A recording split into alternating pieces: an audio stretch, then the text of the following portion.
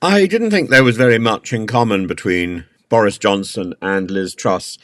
In fact, I thought that Boris Johnson's proposed memoir, which is being serialized or at least shredded and sort of passed through the meat grinder of the media at the moment, I think I thought that was interesting and amusing, but in fact it's whingy and self-serving in the same sort of way that Liz Truss is. His latest piece from Unleashed showcases again his distinctive narrative style, mixing political drama with personal grievance. And it's that personal grievance which is gradually sort of rising to the top like scum.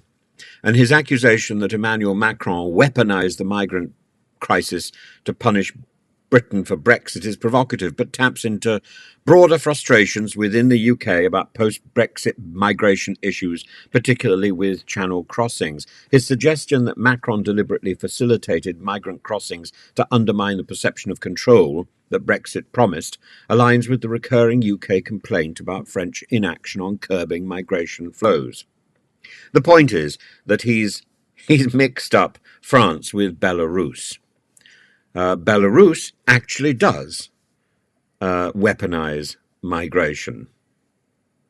Macron, I don't think does. I think this is an absurdity. The problem with Brexit was not the migration problem, but Brexit and the absurdity of the inaction, the arrangement for Brexit, the people who were negotiating, people like David Frost, not the magician, not the excellent raconteur and the person who interviewed Nixon, but the twit who got a peerage. Just unbelievable, Lord Frost. He made two major mistakes, at least. One mistake would be enough to damn him. Two, he messed up Northern Ireland, which required the sorting out by Chris Heaton-Harris, and even there it wasn't quite enough. And he messed up the Dublin Protocol, insofar as he didn't find any replacement for it, didn't think it was important, and that alone explains the migration crisis. Because migration challenges post-Brexit should not be solely attributed to Macron's alleged behaviour. The Get Brexit Done slogan, while politically effective, glossed over the completely complex, the long-term processes involved in severing ties with the EU. Negotiations were rushed, culminating in a deal that left significant gaps. They were rushed, and they were also delayed. The dithering of Theresa May was paralleled and made worse by the speed of Boris, particularly in areas like migration control and border management.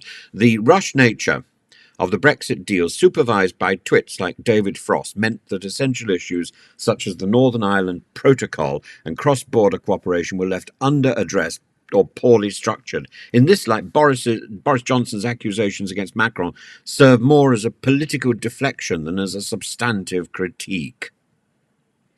In terms of Brexit's pace, it's arguable that the urgency to deliver Brexit quickly, driven by political pressure and public fatigue, exacerbated the issues with migration.